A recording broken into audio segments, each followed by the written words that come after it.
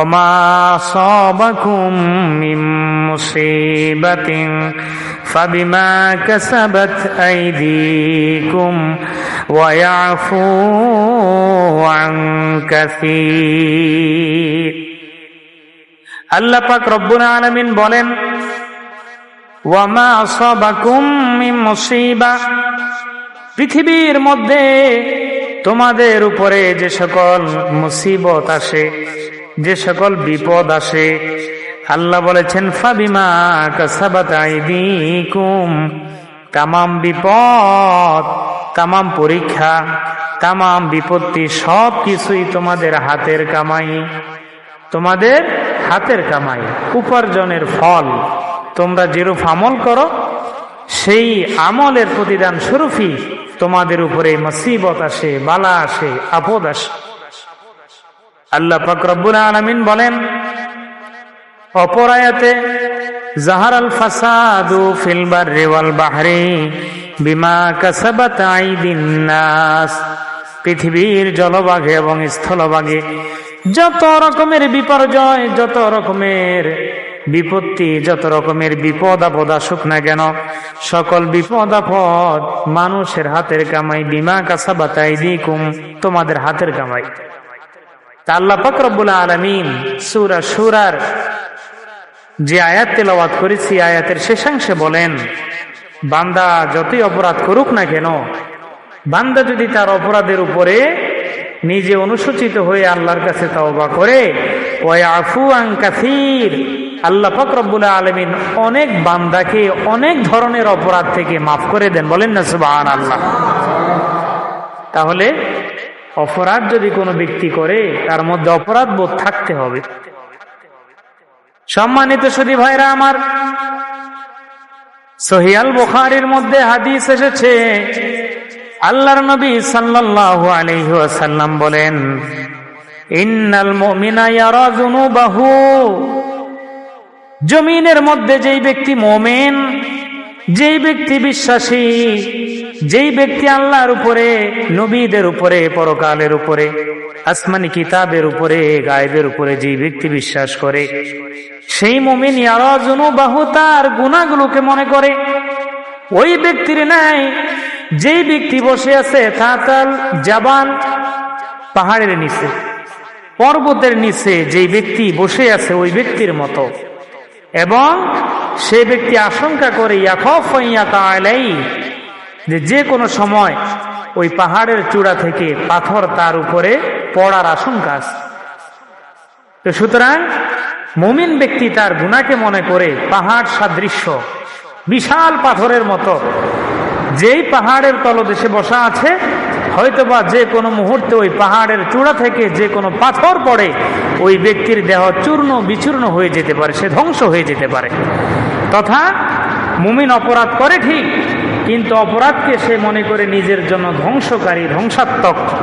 যেমনি ভাবে পাহাড়ের পাদদেশে বসে থাকলে পাথর পড়ে ওই ব্যক্তির জীবন নাশ হতে পারে, অনুরূপ ভাবে মুমিনের এই অপরাধটাও তার জীবনকে ধ্বংস করে দিতে পারে। পক্ষান্তর ওয়া ইন্নাল ফাজিরা, যেই ব্যক্তি পাপিষ্ঠ, যেই ব্যক্তি পাপাচারী, যেই ব্যক্তি গুনাহগার, আল্লাহর ভয় যার মধ্যে নাই, নবীর আদেশ নিষেধের যেই ব্যক্তির মাঝে তোয়াক্কা নাই, ধর্মীয় অনুভূতি যার মধ্যে নেই, ধর্মের প্রতি আস্থা, বিশ্বাস, ভালোবাসা যার নাই, আল্লাহ এবং তদীয় রাসূলের মহব্বত যার মধ্যে নাই, সার্বক্ষণিক জীবনের মধ্যে পাপে নিমজ্জিত থাকে, সেই পাপাচার ব্যক্তি গুনাহকে মনে করে কামিসলে জুবাবিন, কিসের মতো? মাছির মতো। কিসের মতো? যে মাছি মাররা আলা আনফিহি, তার নাকের উপর দিয়ে যে মাছিটা চলে যায়, নাকে বসে কিছুক্ষণ পরে চলে যায়। তাহলে নাকের উপরে মাছি বসলে যেমন হালকা একটু নাড়া খেলেই এই মাছিটা সরে যায়, অনুরূপ ভাবে মাছি যেমন একটা মূল্যহীন জিনিস, একবারে ক্ষুদ্র বস্তু, একজন পাপিষ্ঠ তার পাপকে ক্ষুদ্র মনে করে। বলেন না নাউজুবিল্লাহ। পাপকে ক্ষুদ্র মনে করার কোনো সুযোগ নাই। পাপকে সব সময় বড় মনে করতে হবে, এই পাপকে ধ্বংসাত্মক মনে করতে হবে, সেটা চাই ছোট হোক কিংবা বড় হোক।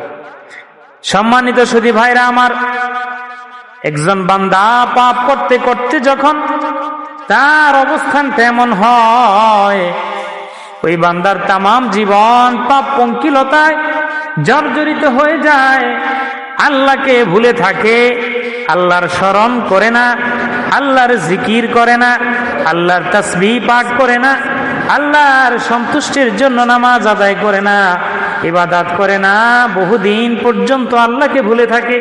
তার উদাহরণ রাসূল পাক সাল্লাল্লাহু আলাইহি ওয়াসাল্লাম হাদিসে পাকের মধ্যে দিয়েছেন। এই ব্যক্তির উদাহরণ হলো ওই ব্যক্তির ন্যায় যেই তার বাহনের উপরে আরোহী অবস্থায় আছে। মরুভূমির মধ্যে যে ব্যক্তি তার ওট কিংবা ঘোড়ার উপরে আরোহী অবস্থায় আছে। এখন যে ঘোড়া কিংবা ওটার উপরে আরোহী অবস্থায় আছে, ওই ঘোড়ার সাথে তার খাবার পানীয়, তার প্রয়োজনীয় জিনিসপত্র সবকিছুই। কিন্তু হঠাৎ করে দেখলো তার খাবার পানীয় প্রয়োজনীয় জিনিসপত্র যা আছে সব কিছু সহ তার ঘোড়াটা কি অথবা ওটটা হারিয়ে গেছে। এখন এই মরুভূমির মধ্যে যেখানে কাছাকাছি কোনো পরিচিত মানুষ নেই, যেখানে সচরাচর সহজভাবে কোনো খাদ্য পানীয় ইত্যাদি পাওয়া যায় না, সেই কঠিন পরিস্থিতিতে ব্যক্তি হতাশ হয়ে গেছে, নিরাশ হয়ে গেছে। তার বাহনটা আর পাবে না, বাহন পাওয়া থেকে নিরাশ হয়ে গেছে। ক্লান্ত শরীর নিয়ে একটা গাছের ছায়ার নিচে শুয়ে আছে। হঠাৎ করে তার চোখের মধ্যে ঘুম আসলো। ঘুমের পরে জাগ্রত হওয়ার সাথে সাথেই দেখলো তার হারিয়ে যাওয়া বাহনটা আবার তার পাশেই আছে। বলেন না সুবহানাল্লাহ। তো মরুভূমির মধ্যে যেখানে খাদ্য পাওয়া যায় না, পানীয় পাওয়া যায় না, আপন মানুষ পাওয়া যায় না, পরিচিত জন পাওয়া যায় না, সে কঠিন একটা জায়গায় হারানো বাহন ফিরে পাওয়ার পরে ওই ব্যক্তি সাথে সাথে সেই বাহনের লাগাম টেনে ধরলো, আনন্দিত হয়ে যে হারানো বস্তু ফিরে পাইছে, হারানো বস্তু ফিরে পাইছে। এই হারানো বস্তু ফিরে পেয়ে ওই বান্দা যতটা খুশি হয়, একজন বান্দা পাপে জর্জরিত থাকতে থাকতে থাকতে থাকতে পাপ পঙ্কিলতায় নিজের জীবনকে ডুবিয়ে রাখতে রাখতে যখন এমন একটা পরিস্থিতি হয়ে যায় যে হয়তোবা সে আর হেদায়েতের পথে আসবে না, আল্লাহর দিকে আসবে না, নিজের জীবনকে আল্লাহর পথে আল্লাহর রাহে উৎসর্গ করবে না, কিন্তু হঠাৎ করে যখন তার মধ্যে অনুশোচনা হয়, সে যখন ফিরে আসে ওই মরুভূমির মধ্যে উট হারিয়ে যাওয়া মালিক হারানো উট ফিরে পেয়ে যতটুকু খুশি হয়, একজন পাপিষ্ঠ বান্দা পাপের পথ থেকে ফিরে এসে যখন আল্লাহর পথে চলে, আল্লাহ ওই ব্যক্তির চাইতেও আরো বেশি খুশি হন। বলেন না সুবহানাল্লাহ। সম্মানিত সুধী ভাইরা আমার, এজন্য রাসূল পাক সাল্লাল্লাহু আলাইহি ওয়াসাল্লাম হাদিসে পাকের মধ্যে ইরশাদ করেন, আত-তাইবু মিনাজ যামবি কামান লা যামবা লাহু। পৃথিবীর মধ্যে কোনো পাপিষ্ঠ, কোন অপরাধী, কোন গুনাহগার যখন খালিস নিয়তে তওবা করবে, খাঁটি তওবা করবে, এই তওবার বদৌলতে সেই ব্যক্তি এমন হয়ে যায় মনে হয় যেন সে কোনো গুনাহই করে না। বলেন না সুবহানাল্লাহ। যদি তার তওবাটা খাঁটি হয়, যদি তার তওবাটা অতীত জীবনের গুনাহের প্রতি অনুশোচনা হয়। সাহাবায়ে কেরাম জিজ্ঞাসা করলো, ইয়া রাসূলুল্লাহ, ইয়া হাবিবাল্লাহ, নবী গো, তওবা কি? যে তওবার বিনিময়ে পাপিষ্ঠ বান্দা আল্লাহর প্রিয় পাত্রে পরিণত হয়, যে তওবার কারণে মানুষ অপরাধ থেকে সঠিক পথে আসে, সে তওবাটা কি? আল্লাহর নবী সাল্লাল্লাহু আলাইহি ওয়াসাল্লাম বলেন, আন-নাদামাতু ওয়াত-তাওবা। বলেন না সুবহানাল্লাহ। তওবা হলো লজ্জিত হওয়া, অনুসূচিত হওয়া, যে অপরাধ করে ফেলেছে, যে গুনাহের সাথে জড়িয়ে গেছে, সেই গুনাহের উপরে অনুতপ্ত হওয়া, অনুসূচিত হওয়া, লজ্জা পাওয়া, এটাই হলো তওবা। সম্মানিত সুধী ভাইরা আমার, এই তওবা করতে হবে, তওবা করতে হবে। আল্লাহর নবী সাল্লাল্লাহু আলাইহি ওয়াসাল্লাম মাসুম ছিলেন, নিষ্পাপ ছিলেন, কোনো গুনাহ নবীর ছিল না। তারপরে আল্লাহর নবী বলেন, ইন্নী আস্তাগফিরুল্লাহ ওয়া আতুবু ইলাইহি ফিল ইয়াউমি আকসার মিন ৭০ মাররা। আমি নবী মাসুম, নিষ্পাপ, বেগুনাহ হওয়া সত্ত্বেও দৈনন্দিন আমার আপনার নবী ৭০ বারের অধিক, এক রিওয়ায়াতে, অপর রিওয়ায়াতে আছে ১০০ বার আল্লাহর নবী তওবা করতেন। বলেন না সুবহানাল্লাহ। তওবা করলে শুধুমাত্র ব্যক্তির অতীত জীবনের গুনাহ ক্ষমা হয় না, বরং তওবার মাধ্যমে ব্যক্তির মর্যাদা আল্লাহর কাছে অনেক বৃদ্ধি পায়। বলেন না সুবহানাল্লাহ। এই জন্য বেশি বেশি ইস্তেগফার করতে হবে, তওবা করতে হবে, বেশি বেশি তাসবিহ পড়তে হবে, আল্লাহর স্মরণ বান্দার মধ্যে বেশি বেশি আনতে হবে। ও ভাই, জমিনের মধ্যে পাপ থেকে বাঁচতে হলে দ্বিতীয় নাম্বার আপনার যে উপায় সেটা হলো প্রত্যেকটা পাপকে বড় মনে করতে হবে। আম্মা জান আয়েশা সিদ্দিকা রাদিয়াল্লাহু তাআলা আনহাকে রাসূল পাক সাল্লাল্লাহু আলাইহি ওয়াসাল্লাম বললেন, ও আয়েশা, ইয়াকুম ওয়া মুহাক্কিরাতিয যুনুব, তুমি পাপকে তুচ্ছ জ্ঞান করা থেকে বিরত থাকো। কোনো পাপকে তুমি খাটো মনে করিও না, ছোট মনে করিও না। কেননা তুমি যেই পাপটাকে ছোট মনে করো, যে অপরাধটাকে তুচ্ছ মনে করো, সেই অপরাধের জন্য কিয়ামতের দিন আল্লাহ পাক রব্বুল আলামিন তোমার থেকে জবাবদিহিতা নিবেন। কথা বুঝতে পেরেছেন? তাহলে তুমি যেটাকে ছোট পাপ মনে করো, ছোট অপরাধ, এই অপরাধের ব্যাপারেও কিয়ামতের দিন তোমাকে জিজ্ঞাসা করা হবে।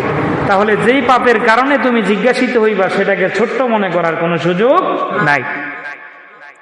সম্মানিত সুধী ভাইরা আমার, দৈনন্দিন আমি আপনি যেই কাজ করি, যেই কথা বলি, মানুষের সাথে উঠা বসা করতে গিয়ে যদি ভালো বাক্য বলি, খারাপ বাক্য বলি, প্রত্যেকটা কথার সংরক্ষণকারী দুইজন ফেরেশতা আল্লাহ পাক রব্বুল আলামিন আমার আপনার সাথে 24 ঘন্টা প্রতি মুহূর্তের জন্য সেট করে দিয়েছেন। আল্লাহ বলেছেন, মা ইয়ালফিযু মিন কাওলিন ইল্লা লাদাইহি রাকীবুন আতীদ। ও বান্দা, জমিনের মধ্যে দৈনন্দিন তোমার জবান থেকে যা কিছু উচ্চারিত হয়, তোমার মুখ থেকে যা কিছু বলো, প্রত্যেকটা কথা সংরক্ষণকারী ফেরেশতা আমি আল্লাহ তোমার সাথে সেট করে দিয়েছি। বলেন না সুবহানাল্লাহ। অপর আয়াতে বলেন, কিরামান কাতিবিন ইয়ালামুনা মা তাফআলুন। কিরামান কাতিবিন, দুই ফেরেশতা যাদেরকে আল্লাহ পাক রব্বুল আলামিন তোমার সাথে সেট করে দিয়েছেন। ইয়ালামুনা মা তাফআলুন, তারা জানে তুমি কি কাজ করো, তোমার আমল সম্পর্কে জানে, তোমার কাজ সম্পর্কে জানে, তোমার কৃতকর্ম সম্পর্কে জানে। ও ভাই, জমিনের মধ্যে হয়তোবা আপনি এমন একটা জায়গাকে সেফ জোন মনে করেছেন, যেখানে আপনি নিরাপত্তাময় জায়গা মনে করেছেন সেখানে অপরাধ করলে জমিনের কোনো মানুষ আমাকে দেখবে না। যে জায়গা অপরাধ করলে পাপের সাথে জড়ালে পৃথিবীর কোনো মানুষ দেখবে না। যেই জায়গায় কোনো খারাপ কাজ করলে পৃথিবীর কোনো চক্ষু আমাকে দেখবে না। কিন্তু বন্ধু, আল্লাহ পাক রব্বুল আলামিন আমার সাথে আপনার সাথে এমন প্রহরী ফেরেশতা নিযুক্ত করে দিয়েছেন, জমিনের যেখানেই থাকেন না কেন, শূন্য ঘরের মধ্যে, শূন্য কামরার মধ্যে, অন্ধকারাচ্ছন্ন প্রকোষ্ঠের মধ্যে থেকেও যদি নিজেকে চরম একাকী মনে করে, নির্জনতা মনে করে আপনি পাপের কাজে জড়ান, সেখানেও আছে সেই পাপের কাজ সংরক্ষণ করার মতো আল্লাহ পাক রব্বুল আলামিনের দায়িত্বশীল ফেরেশতা মাখলুকাত আপনার সাথে আছে। পৃথিবীর এমন কোন জায়গা নাই যে জায়গায় আপনি আল্লাহ পাক রব্বুল আলামিনের কুদরতি দৃষ্টির আড়ালে গিয়ে আপনি পাপ করতে পারবেন। বরং আল্লাহ হচ্ছেন আলিমুল গায়বি ওয়াশ শাহাদা। আপনি দেখেন বা না দেখেন, আপনার কাছে যেটা দৃশ্যমান হোক কিংবা অদৃশ্য হোক, প্রকাশ্য হোক কিংবা গোপন হোক, যেটাই বলেন না কেন, সব কিছুর জ্ঞানী, সব কিছুর মালিক, সব কিছুর জানলেওয়ালা হলেন আল্লাহ সুবহানাহু ওয়া তাআলা। সুতরাং এই জমিনের মধ্যে পাপকে ছোট চোখে দেখার কোনো সুযোগ নেই। পাপ, অপরাধ, অপরাধকে অপরাধ বোধ এবং এটাকে অপরাধের মতো অবস্থান জানতে হবে। সম্মানিত ভাইরা, আমাদের জীবনে দেখা যায় আমাদের পরিবর্তন হয় না।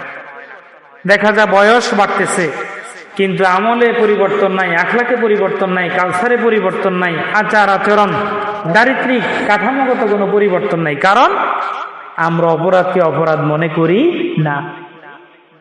সমাজের মধ্যে একজন জিনা করছে, ব্যভিচার করছে, এটা বড় একটা অপরাধ। এটা আমরা যখন শুনি তখন সিসি করি, যেহেতু প্রকাশ্য একটা বিশাল বড় অপরাধ। কিন্তু এই রকমের এর চাইতেও জঘন্য অপরাধকারী কিন্তু হয়তো বা পরোক্ষভাবে অনেক অপরাধের সাথে জড়িত, কিন্তু সেটাকে আমরা অপরাধ বোধ মনে করি না।